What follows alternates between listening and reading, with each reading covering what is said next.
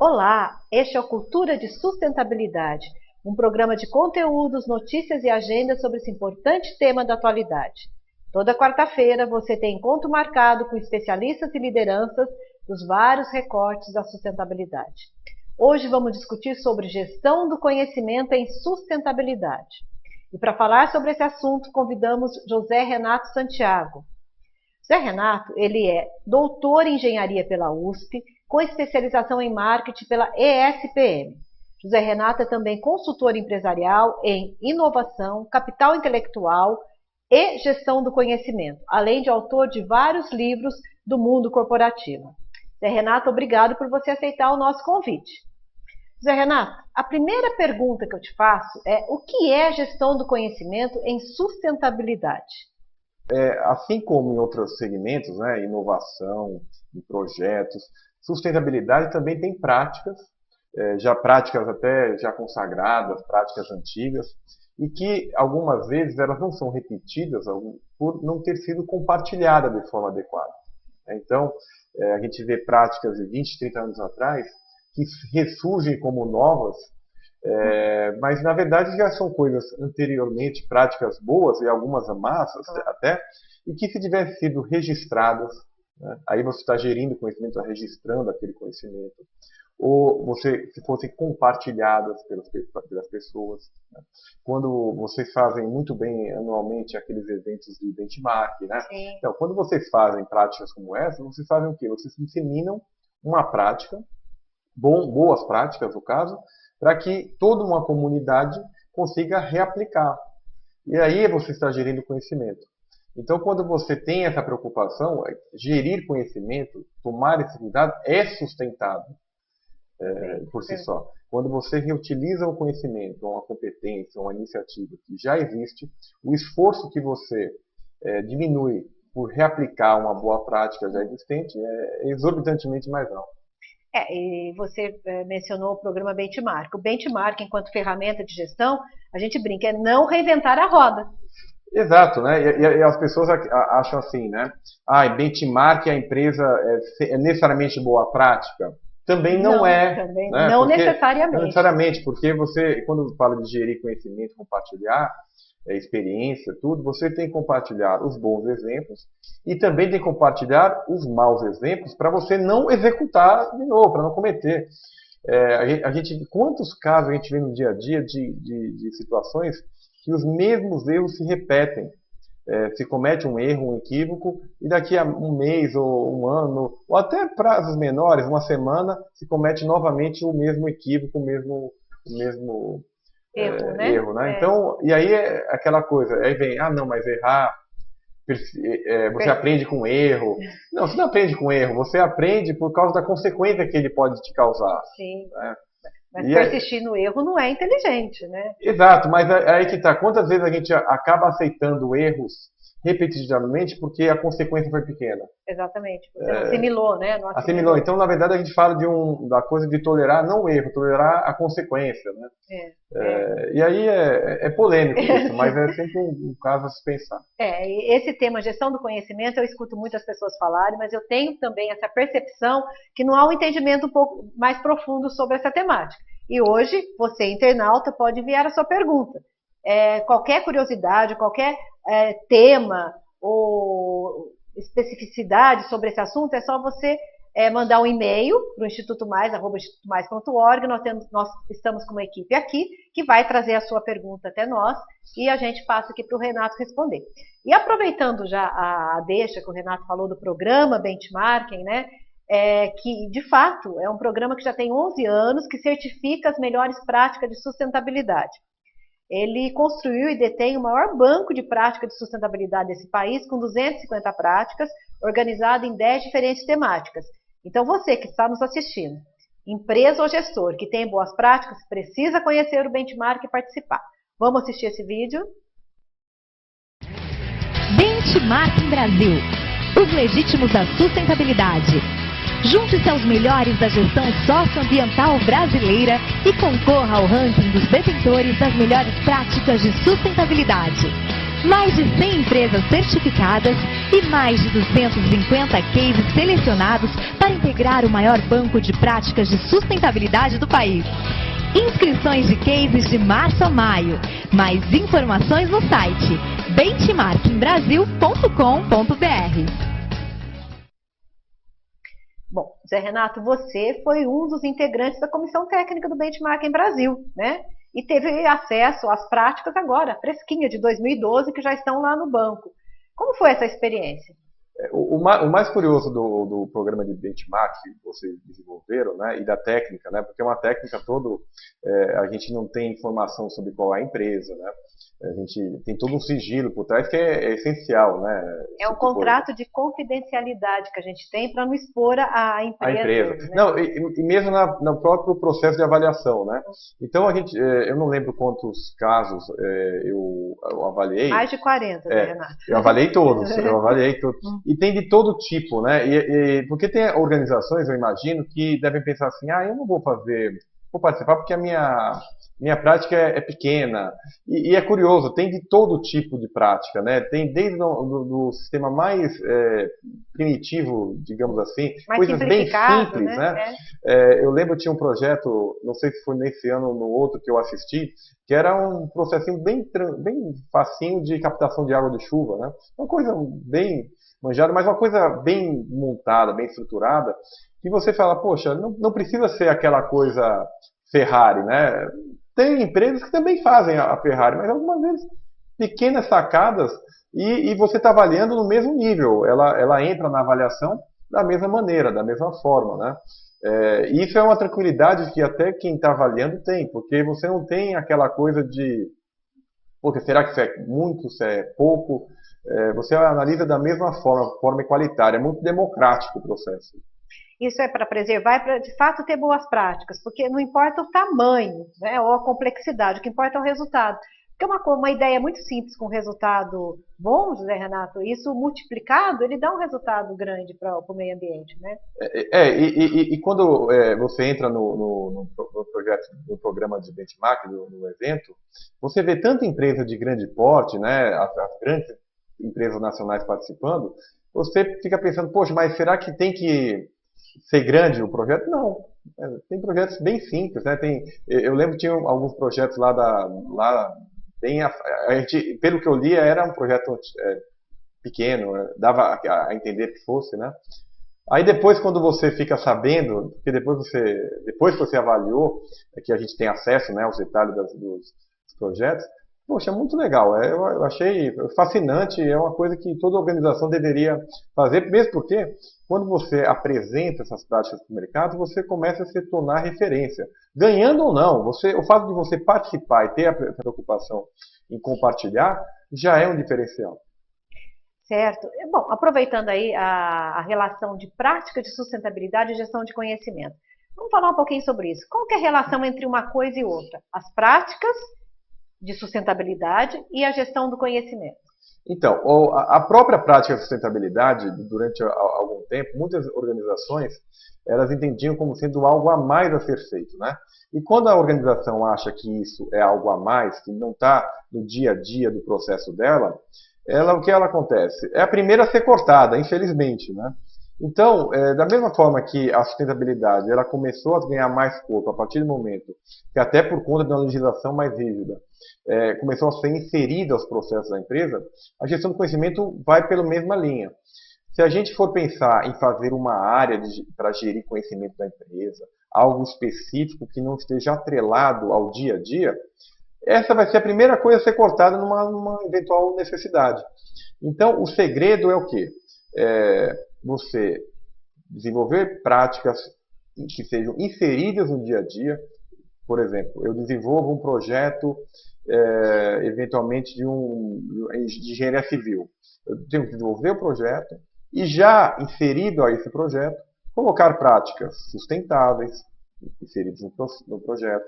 Por quê? Porque tem já no dia a dia. Fazer o projeto e pensar depois, agora vamos ser sustentável, já foi. Já perdeu a oportunidade. E gestão do conhecimento também. Então você faz um projeto, você já registra o projeto, já se preocupa em, nossa, esse técnico que fez o projeto, se ele sair, o que vai acontecer comigo, com a empresa? poxa, eu tenho que ter uma forma de compartilhar esse conhecimento dele, os motivos pelos quais aquelas premissas foram adotadas, né? Esses são os cuidados que toda organização já teria que ter, independente do nome e gestão do conhecimento. E é por isso que muitas vezes, como eu comentei no começo, né, Marilena, algumas pessoas acham que é um nome, nossa, eu não sei direito, será que é certificação, será que é ISO, será que é uma série de outras coisas, né?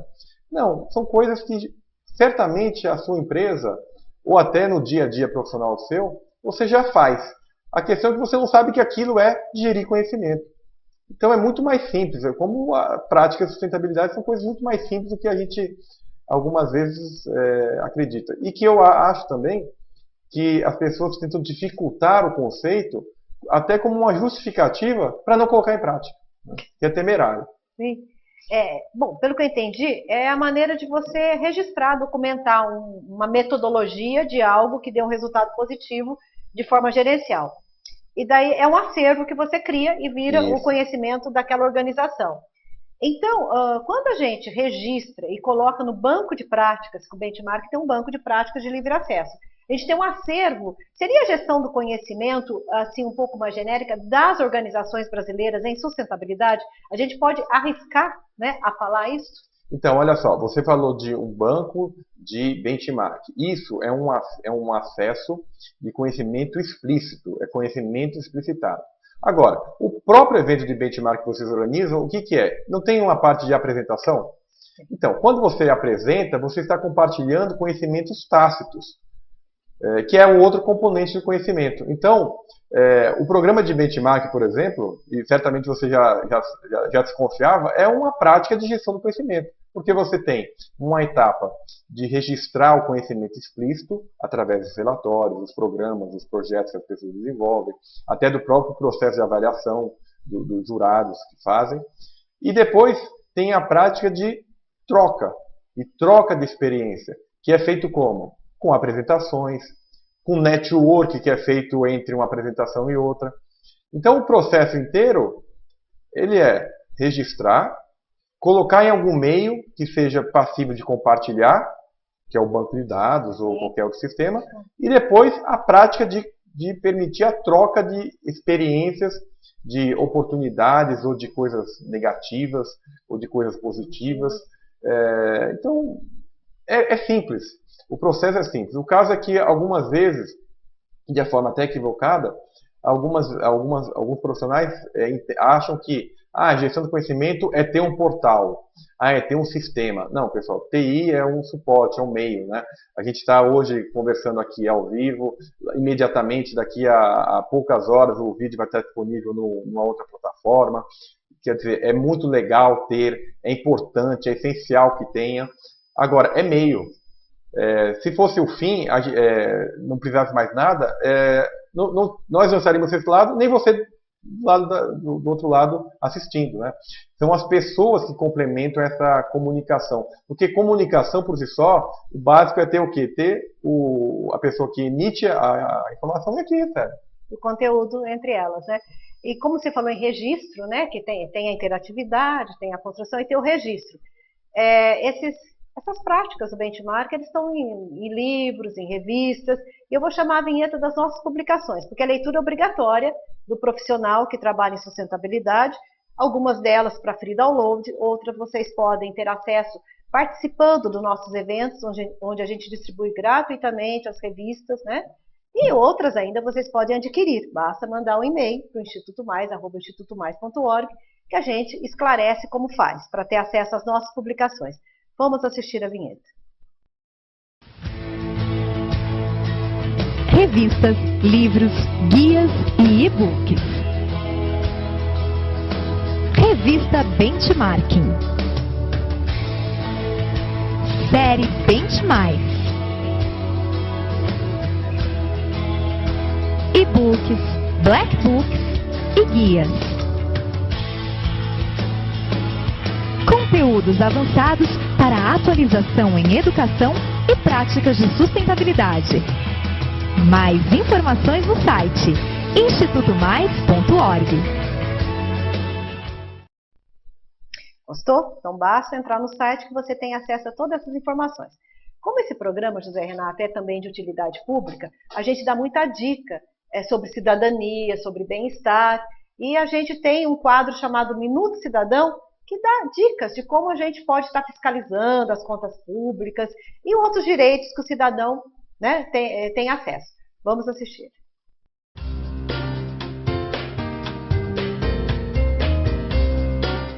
Lá, você sabe quem aprova e quem fiscaliza as contas públicas, os gastos públicos?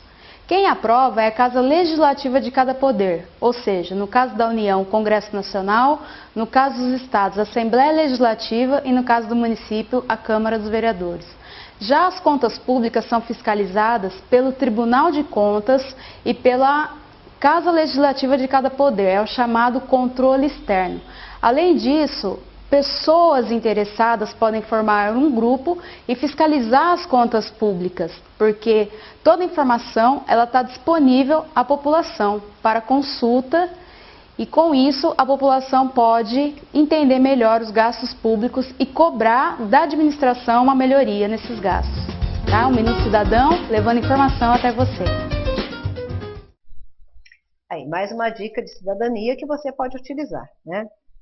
Zé Renato, voltando aqui à nossa conversa, nas últimas décadas, nos últimos anos, a gente ouviu muito falar em terceirização, alianças estratégicas, reengenharia, e qualidade total, que é um conceito mais antigo. E tudo isso são modelos de gestão, e certamente gestão do conhecimento gerencial, que eu estou entendendo.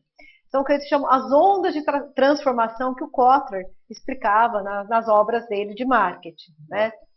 Então, a questão é, a sustentabilidade, o componente sustentabilidade, ele é uma nova onda ou até que ponto ele está impactando essas ondas de gestão do conhecimento nas empresas? Então, Marilena, certamente a roupagem com que a sustentabilidade aparece hoje no mercado dá alguns indícios de ser uma nova onda, mas nós sabemos que não.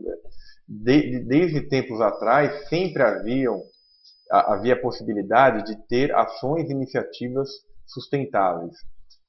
A questão é a motivação para isso. Anteriormente, a motivação era muito mais do ponto de vista econômico do resultado ou de uma exigência de legislação que hoje tem se aprimorado, né? Agora, a forma como essa suposta nova onda de agora é considerada, existem organizações que realmente desenvolvem iniciativas sustentáveis por acreditar no conceito, na relevância delas. E que é muito legal, é muito importante, porque há tempos atrás se fazia a questão de falar, não, tem que fazer uma prática sustentável, não importa, mas ela tem que custar menos. Ela tem, se eu vou desenvolver uma tecnologia mais de reciclagem, uma tecnologia limpa, eu tenho que considerar que eu tenho que ganhar, o meu custo tem que ser menor. Hoje não há essa preocupação, que é uma coisa que é natural que exista, mas há o lado positivo de saber, poxa, não é só custo. Eu tenho que fazer porque eu preciso. Então, é uma evolução que a sociedade está dando. De profissionais, a gente vai no supermercado, tem pessoas que compram um produto mais caro porque é uma prática sustentável, porque ele desenvolve projetos sustentáveis. A gente vê lojas que têm práticas não muito sustentáveis, que quando é divulgado, as pessoas, não importa se é mais barato, a pessoa deixa de comprar. Então isso, não que tem que ser, a sustentabilidade é cara, algumas vezes vai ser cara, mas a questão da agora, ela está fundamentada em conceito, no conceito digno de que nós precisamos ser sustentáveis, isso torna muito mais, um crescimento muito mais sustentável, como a própria palavra fala. Você está falando de valores, de consumo consciente, exercer a cidadania através de consumo, né? Na visão do consumidor. Isso. Quando ele resolve até pagar um pouco a mais. E as empresas acabam notando, né? Porque antigamente você via empresas com práticas sustentáveis e a gente notava que claramente era pelo afeito, que vai pegar bem junto ao meu público. Tudo bem, não tem problema. Mas hoje a gente vê organizações que acreditam nessas práticas. O dia a dia do ambiente de trabalho deles já é assim. Por exemplo, existem organizações que que fazem práticas que a mãe, quando volta da licença maternidade, o filho pode ficar dentro da empresa. É uma prática sustentável, porque tem outra coisa, né, Marina? A gente fala de sustentabilidade e tem pessoas que acham que é verde, né? Fala de sustentabilidade, tem uma árvore. Tem que ter uma árvore junto. Plantar uma árvore. Então, tem que passar É mais amplo o conceito de sustentabilidade, né, Renato? Você tocou num ponto fundamental. O programa Cultura de Sustentabilidade, com esses quadros todos que a gente tem, quer chegar exatamente o que você está falando. E eu já aproveito para chamar o próximo quadro, que chama Minuto Saúde, que você tocou na qualidade de vida, do bem-estar, da relação de mãe e filho, né? Porque também qualidade de vida e bem-estar também é sustentabilidade. A gente quer que se sustente aquilo que é harmonioso e faz bem. A gente quer pessoas mais felizes no mundo. Vamos assistir. Depois de muitos dias de festa, o corpo sente os efeitos da folia. Um dos principais sintomas pós-carnaval é a ressaca, decorrente do excesso de bebidas alcoólicas e da desidratação do corpo. Conheça algumas dicas que podem ajudar a amenizar os seus sintomas. Uma das características do álcool é o seu potencial diurético, ou seja, ele tende a aumentar a quantidade de urina produzida pelo corpo, causando uma maior eliminação de água do organismo. Além da água natural, água de coco, chás de ervas e sucos naturais são excelentes bebidas hidratantes e desintoxicantes, ótimas opções para incluir na alimentação e ajudar a curar a ressaca. Evite alimentos gordurosos e com excesso de sal. As gorduras são nutrientes de digestão difíceis, que exigem um maior trabalho do sistema digestivo, em particular do fígado, e que, por isso, pode piorar a sensação de enjoo causado pela ressaca. Dê preferência a frutas, verduras e legumes. Esses alimentos são ricos em água, além de oferecer vitaminas, minerais e antioxidantes. Gostaram das dicas? Então lembre-se, uma vida saudável é uma vida bem aproveitada. Até a próxima!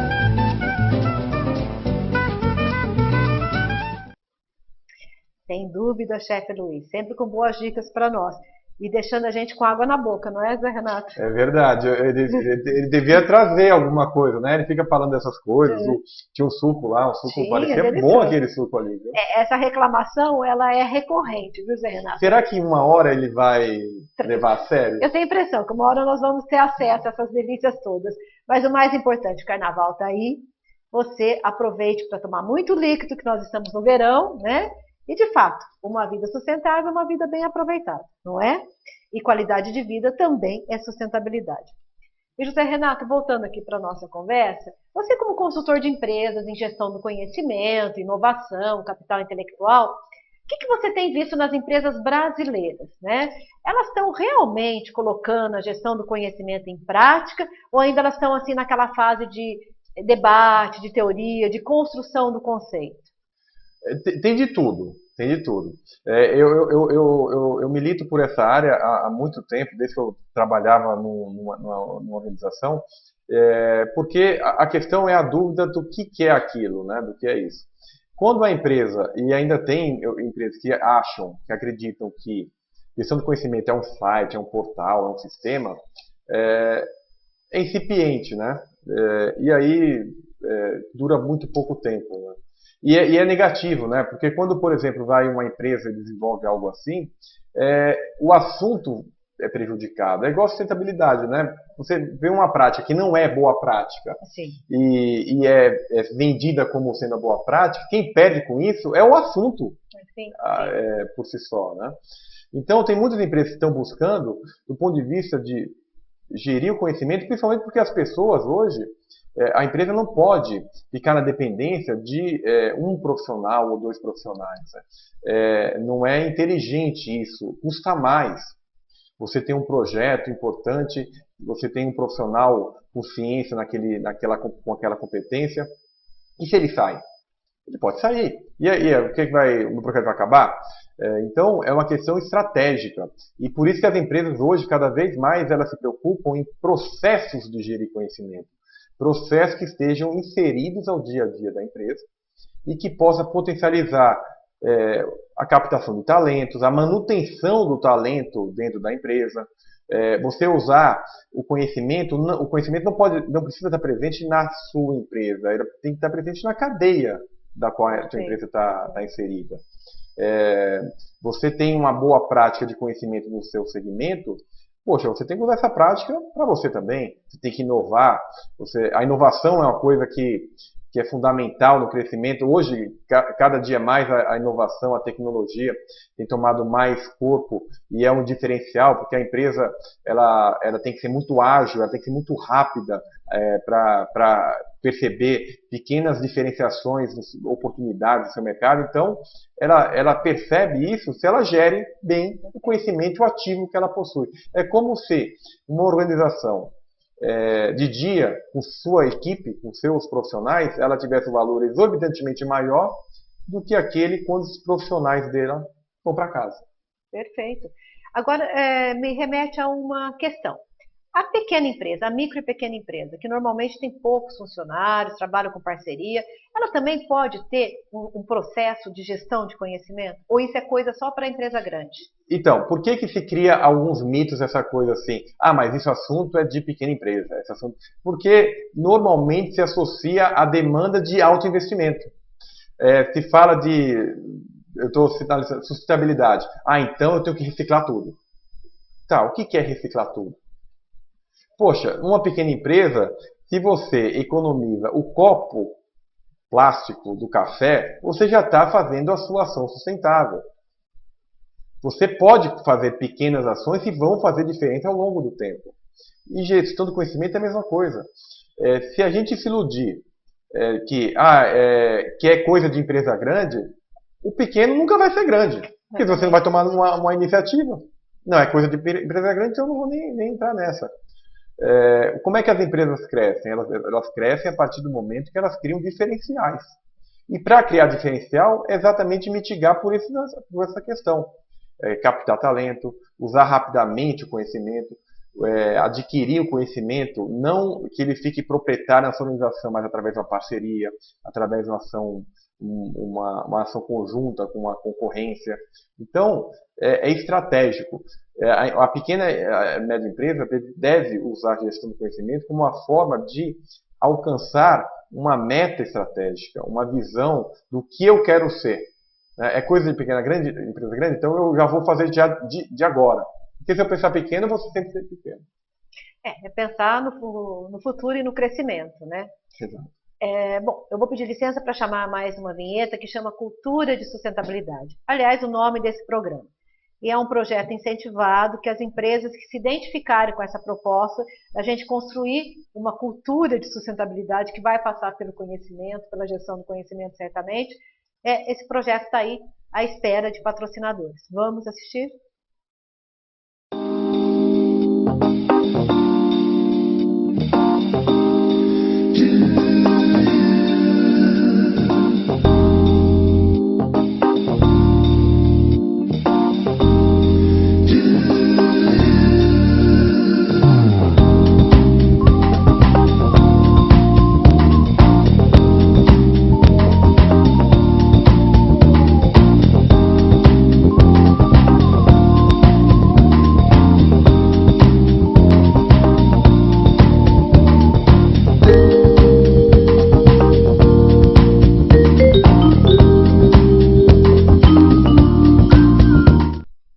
Renata, esse é um projeto que a gente tem necessário, que a gente utiliza a arte como mediadora para levar conteúdos e consciência de sustentabilidade.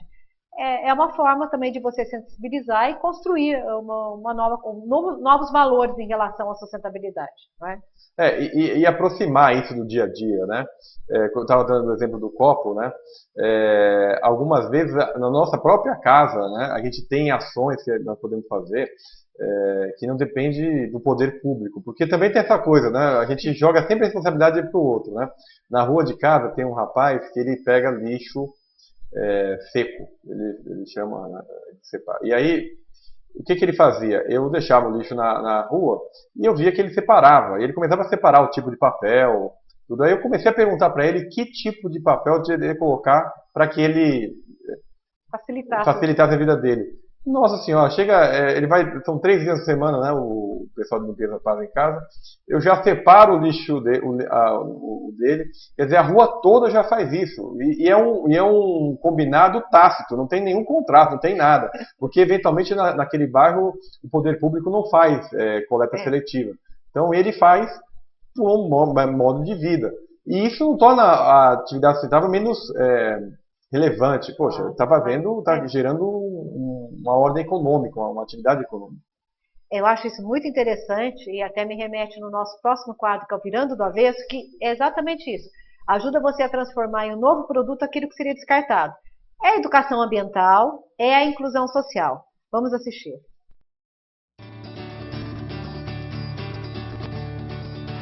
Boa tarde. Sou Miriam Soares, faço parte do Grupo Sustentável do Instituto Mais. E hoje vou mostrar para vocês as várias formas de se reutilizar uma calça jeans. Aqui eu cortei já uma das pernas da calça para a gente começar a fazer o lixinho. E depois o outro passo é estar cortando aqui, fazendo uma abertura para onde vai ser colocado o lixo. Então nós vamos fazer uma bolsa e com os retalhos, vamos colocar os detalhes na bolsa, como vai ficar essa daqui. Então, nós seguindo ainda com o restante da calça jeans, nós vamos fazer uma sacola. Hoje eu dei 3 dicas para vocês estarem reutilizando a calça jeans, mas podem estar fazendo mais peças diferentes. Espero que vocês tenham gostado das dicas que dei hoje. Encontraremos no próximo programa. Gostaram? Um pouco de criatividade, a gente pode melhorar o meio ambiente natural, gerar renda e ainda melhorar a autoestima, não é, Renato? Não, sem dúvida, né? E quantas pessoas não jogam roupa fora, né? Jogam no lixo, ou usa roupa velha, né? Para doação, que é outra coisa, né? Que não tem mais condição de uso. Não tem mais condição de uso, né? E tanto que a gente vê campanhas hoje que as pessoas falam, não dá coisa velha. E a coisa velha pode ser utilizada de uma outra forma sustentável, efetivamente. Essa é a ideia, a gestão do conhecimento, né? Dela, no caso, de você reaproveitar o material. Zé Renato, eu queria fazer uma pergunta bastante provocadora. Dá para ser competitivo sem gestão do conhecimento? Sem dúvida, você pode ser competitivo com ou sem. A questão é o quanto você quer ser competitivo e durante quanto tempo. Porque é uma questão estratégica. Eu posso eventualmente estar no projeto, não estou preocupado com isso, faço rapidamente, só que eu tenho que pensar, poxa, será que eu vou conseguir repetir esse projeto lá na frente com uma melhoria, com melhor qualidade, com menor custo, com menor prazo? Então, se a gente pensar a curto prazo, você consegue ser competitivo. Agora, se você quer buscar a perpetuação e o crescimento, é uma questão de escolha. Não se consegue. É uma maneira meio que sem volta. Bom, não é uma escolha muito inteligente você ficar sem a sua gestão do conhecimento. Mas é uma escolha. Mas é uma escolha. Não é a mais inteligente, mas é uma escolha, né? Esse Renato, agora eu queria fazer uma pergunta em relação à formação desses profissionais da área da administração, né? As universidades têm muitos cursos de especialização, MBAs. Hoje a educação é continuada, um executivo ele tem que constantemente buscar atualização.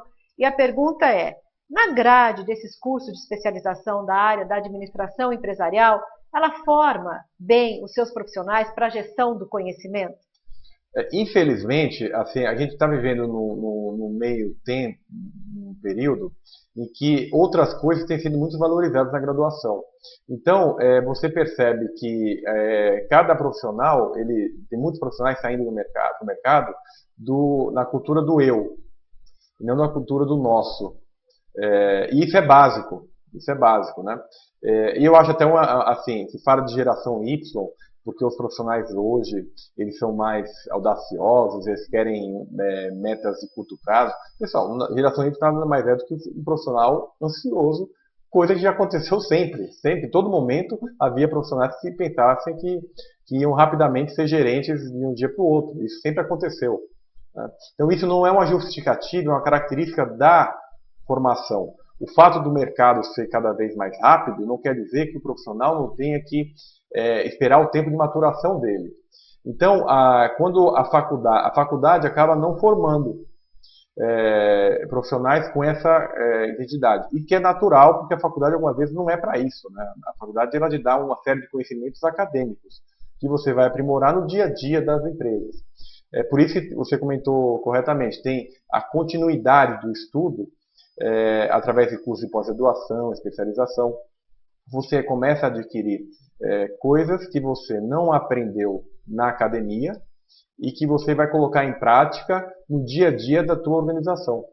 E é esse o diferencial que as pessoas buscam gerir conhecimento. Um conhecimento, algumas vezes, ele não é tão essencial do ponto de vista de eu pensar, o que eu sei agora, daqui a alguns anos eu não vou precisar mais saber. Certamente, mas a forma pelo qual eu rapidamente adquiro um novo conhecimento é um diferencial. E isso só vai conseguir se a gente pensar na cultura do compartilhar, do nosso. Porque tem conhecimentos que eu não vou ter, mas eu tenho que ter alguém do meu lado que tenha, e que eu saiba que possa utilizar. Perfeito. Isso é a administração correta de todos os seus recursos, né? José Renato, nós temos um quadro que chama Pegada Jovem, que a gente vai até a rua ouvir o que o jovem tem a dizer sobre o tema que nós estamos debatendo aqui em estúdio. E esse tema certamente deve ter provocado respostas bastante inusitadas. Vamos ver o que o jovem pensa sobre gestão do conhecimento.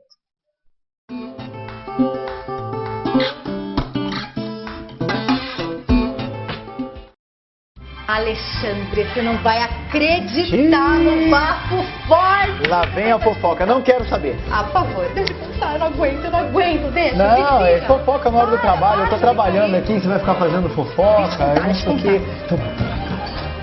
Bomba! A dona Neide foi mandada embora. Não acredito. Não pode ser. Só ela sabia coisas. Só ela sabia as coisas, mas uma coisa que você não sabe é que ela passou semana passada na receita do Cupcake. E agora estou preocupada com a gestão de conhecimento. Vou divulgar. Vai divulgar o quê? Vou implantar a gestão de conhecimento nessa empresa. Meu Deus, o que é isso? Alguém sabe? Não sei o que é. Não faço ideia. Eu desconheço a gestão de conhecimento.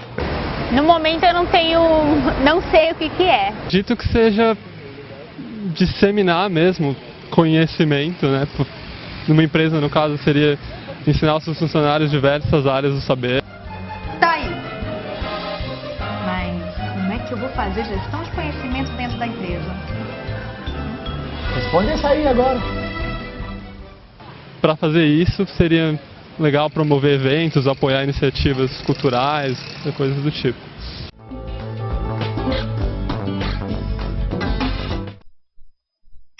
Renato, o que você achou? Eu achei engraçado, eu achei bem engraçado ela comentar da moça do café, eu acho, não lembro qual era a atividade que tinha sido mandada embora. Mas ali ela não está gerindo conhecimento, ali ela está gerindo informação. Porque a informação, você esclarecer essa diferença, a informação, né? É um dado que a pessoa recebe e que ela compartilha com alguém e essa informação só vai passar a ter valor a partir do momento que ela compartilha. Por exemplo, ela começou a falar que tinha uma informação, até aquele momento não tinha nenhum valor. A partir do momento que ela falou o que aconteceu, ela começou a agregar, contextualizar aquela informação, e aí ela acabou fazendo gestão do conhecimento falando, poxa, e agora quem que vai assumir esse papel de disseminar informação? Isso é gerir conhecimento, né? Disseminar a informação. Porque vai caber a ela pegar essa informação e contextualizar.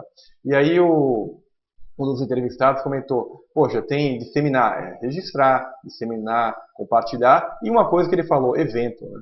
O evento, o dia a dia, e uma das atividades que mais agrega valor na gestão do conhecimento, do compartilhar, que é o tal de tomar café na empresa, que ali é que você sabe das coisas e você potencializa, você pegar uma informação que você recebeu, ou que você passou, para colocar no dia a dia de uma atividade ou de um projeto.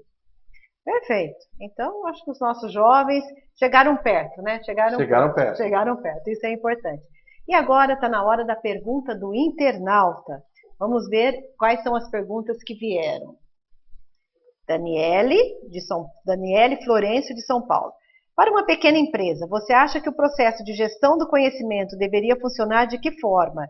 E ajudaria no crescimento da empresa e no criar um ambiente sustentável para os funcionários? O que a gente tinha comentado. Numa pequena empresa, se você tem profissionais que são multidisciplinares, que é comum isso, porque você não tem toda uma estrutura muito grande de suporte. Então, um profissional que tem que concentrar vários conhecimentos e competências, ele é mandatório, deveria ser mandatório, que houvesse um registro e um compartilhamento daquele profissional. Porque a dependência que a pequena empresa tem do profissional é muito maior do que uma empresa grande. Uma empresa pequena, uma pessoa é como se cobrasse escanteio e fosse cabecear. Então, ele é muito mais essencial. A falta dele causaria muito mais dano do que isso acontece numa empresa grande. Então, é muito mais estratégico do que numa empresa de maior porte. E isso cria um clima de sustentabilidade porque potencializa a integração entre as pessoas também, que é uma outra coisa importante, o clima organizacional, o ambiente da empresa. É uma questão bem polêmica, porque tem aquela coisa, se eu estou num ambiente que me agrada, que eu acredito nos valores dela, acredito no valor da organização, eu vou compartilhar mais. É natural isso, é do ser humano. Perfeito. Você está falando da cultura organizacional, né? Isso. Quando ela tem um ambiente mais favorável, mais amigável, né? Isso ajuda muito. Aí fala, poxa, mas eu não preciso ser amigo para exercer a minha atividade. Sim. O ambiente tem que ser amigável. Não precisa, mas você vai trabalhar melhor aonde? Num local agradável ou num lugar... O que é que você quer? O que é que você escolheria? Não tenho dúvida que é num lugar agradável. Zé Renato, nós temos também aqui a agenda, que a gente sempre dá dicas de eventos ligados à sustentabilidade, à qualidade de vida, que eu vou chamar, então, a vinheta da agenda de hoje. Vamos lá. Atualização em práticas de sustentabilidade. Temas relevantes debatidos por especialistas e lideranças em sustentabilidade. Mais a apresentação de cases benchmarking certificados na última edição realizada. Participação gratuita com emissão de certificado pela internet. Inscrições pelo site. Aproveite e reserve já sua vaga. É o Instituto Mais, né, que tem como missão construir ou colaborar com a construção da cultura de sustentabilidade, tem que forçosamente compartilhar conhecimento, né, José Renato? É mandatório. É básico, é compulsório, né? E o que vocês acabaram de ver é o nosso calendário de encontros técnicos, que acontece há mais de 10 anos, né? Então, vocês se programem, a partir de março a gente tem temas muito especiais, muito relevantes, e com detalhe, né? Além de você ter essa parte tácita do processo, né, onde você tem contato com os especialistas, depois você recebe o certificado de participação.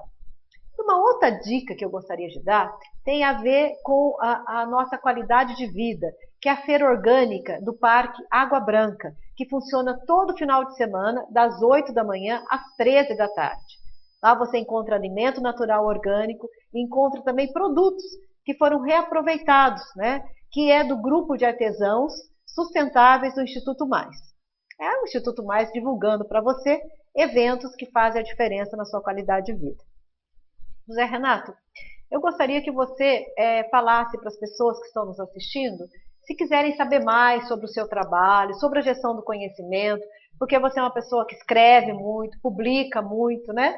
Teria um site, alguma forma delas terem mais acesso a esse tipo de informação? Tem o meu site, né, o www.jrsantiago.com.br, está escrito aí embaixo na tela. Como você comentou, eu tenho um blog, dentro do site você tem um blog, tem um link para o Facebook. Diariamente tem 1 ou 2 textos sobre o assunto, sobre inovação, sobre pessoas, sobre ambiente, sobre sustentabilidade também. Então, eu divulgo artigos e vários trabalhos e várias palestras que eu desenvolvo em algumas partes do Brasil. Eu sempre compartilho, né? Sempre que eu faço a apresentação, automaticamente eu já deixo a apresentação disponível. E aí a pessoa fala, poxa, mas você vai compartilhar a sua apresentação? Poxa, se eu estou falando de compartilhar conhecimento, eu não vou compartilhar, não fica meio contraditório, né? Contraditório. Então entre lá, acesse e que você vai tem várias curiosidades, e tem um e-mail, né, lá, jrsantiago@jrsantiago.com.br.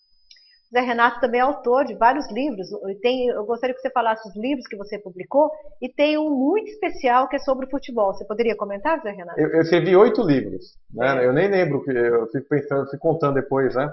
Eu escrevi sobre gestão do conhecimento, eu tenho um de gestão do conhecimento, outro sobre capital intelectual. Eu tenho um que eu escrevi com o jornalista Heródoto do Barbeiro sobre questões corporativas, sobre essas várias coisas que acontecem no mundo corporativo, coisas boas e coisas nem tão boas assim. E eu tenho um de futebol que eu lancei faz um ano, que é sobre heráldica no futebol, que é sobre os instintivos curiosos, né? É um amigo que faleceu ele era geógrafo, Luiz Fernando Bindi, ele começou o livro, ele faleceu, e eu continuei um trabalho que ele mostra a explicação, o motivo de cada distintivo, por que tem um passarinho distintivo, por que é dessa cor, por que é daquela, né? Então foi um livro bastante divulgado e fez bastante sucesso aí. Eu acho que está aí disponível ainda nas livrarias. Sem dúvida, é a vocação para organizar e compartilhar o conhecimento, né? Em qualquer área do conhecimento, inclusive do futebol. Exatamente. Né? E que torna a vida da gente um pouco melhor. Melhor, também, né? Dependendo do clube que você torce, obviamente, né? Mas é sempre uma fuga que você tem, e é muito curioso ver esse outro lado também, não dentro do campo, mas que algumas vezes a pessoa não está no bom momento, claro. Mas a questão de ver a curiosidade e a história que está por trás disso. Isso é sempre muito válido, nossa. Zé Renato, se você tivesse que escolher uma frase da sua preferência, que se aproxime do conceito, do tema que nós falamos hoje aqui, que é a gestão do conhecimento em sustentabilidade, qual que seria essa frase? Então, eu pegaria uma frase do Thomas Davenport, que é um escritor famoso aí do mundo corporativo, que ele fala que a única vantagem competitiva que um profissional pode ter, ou que a empresa pode ter, não é o conhecimento que ele possui, mas a prontidão com que ele adquire um novo conhecimento. Perfeito. Então, com a frase do José Renato, a gente vai encerrar esse programa. Eu agradeço muito, José Renato, a sua participação aqui, compartilhando conhecimento com as pessoas que estão nos assistindo, né? E certamente não esgotamos o assunto, que é um assunto bastante polêmico, bastante, né, entusiasmado. E o que eu gostaria de convidar você para o nosso próximo programa, que a semana que vem nós não vamos ter a transmissão ao vivo, porque é a quarta-feira do Carnaval. Nós vamos voltar no dia 20 de fevereiro com um tema muito atual, economia verde, o que é e como identificá-la. E quem vai estar aqui conosco é o professor José Roberto Kassai, que ele é coordenador do Núcleo de Estudos de Contabilidade e Meio Ambiente da USP, além de ser autor de vários livros da gestão econômica e da governança. Vale a pena assistir e eu espero vocês. Até lá!